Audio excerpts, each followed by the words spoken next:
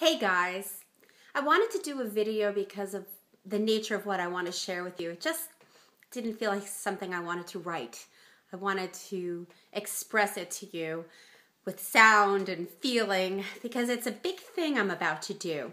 And maybe there's a big thing you're about to do. So as I share my journey, think about something that you'd like to have happen in your life, and maybe there's some resonance or correlation to your journey as well. So as you know, in August, I had a terrible water skiing accident, was raced off to the hospital, had a torn hamstring, and I'm still struggling with it a little bit, and I'm doing well. I'm doing well. I did the water skiing because I had a fear of water sports, and I never got to experience the joy of doing things in the water. And so I saw the opportunity for water skiing, and I jumped into it full blast, with really not looking into it too much about the risks.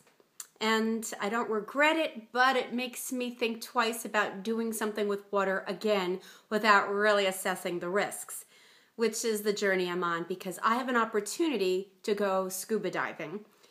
I would love to go scuba diving, and at the end of December, I have the opportunity to do it. But am I going to just go down to the Caribbean, take a class for a couple of hours, and jump on in? No friggin' way. I'm scared of water, and I'm scared of being underwater. So I am taking step-by-step precautions to get me there. And again, think about something you want to do and whether you could just dive right in, or maybe there's some healthy fear there to look at while you're making choices along the way. What's your first step to getting what you want? So for me, I would like to do the dive, and I want to go down there knowing a lot more than I do now so I can make a good decision whether I want to do it or not. And frankly, I'm not so sure just yet. I'm still pretty scared. But I did take my first class last week.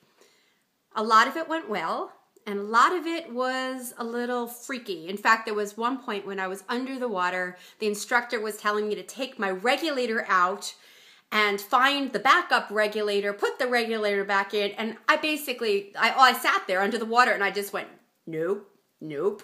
And then eventually I just said, get me up out of here. And when we got out of the water, I started crying. I was pushing myself. I was scared. I wasn't ready to do this next step. And I made a choice in that moment to know that I can stop at any time, and I can choose carefully when I move forward. And I told him I needed to work that skill. I needed to really own that skill of how to blow the air out of the regulator so that I could breathe so I wouldn't die underwater. That was my fear.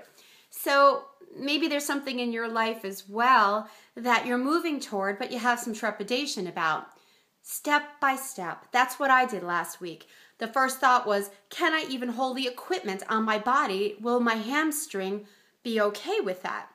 Then I got through that and I went into the water. Then my next question was, will I panic under the water? And I talked to him about my fear, and we went to the next step, and then the next step, and then the next step. And then I did have that breakdown where I just started crying and crying, thinking, I can't do this. I'm too scared. I don't know if I want to do this. And I slowed down and said, what do I need? What kind of support do I need? And do I really want to do this? So I invite you to think about that for yourself. What is it that you really want in your life? What are your steps that you're taking toward that goal, toward the outcome that you desire? Are you being kind to yourself? I wasn't being so kind to myself. I was down underneath the water, pushing myself to get this skill down. Meanwhile, I needed to go a little slower, and I needed to reach out to the instructor to take me on this journey in a safe way, because I am scared. And we have fear along the way to what we want in life. So listen to your fear. That's what I'm doing. I'm listening to my fear. I'm working with my fear by saying, what can I do to move through it?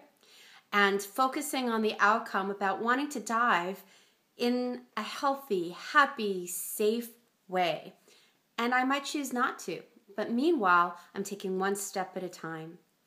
I don't know if this is going to help you with your journey. I hope so. I think it's kind of nuts and bolts. What is it we want? What's the next step we're going to take? And how can we work with ourselves to do that? And what kind of support do we need? What else do we need to really move toward our goal?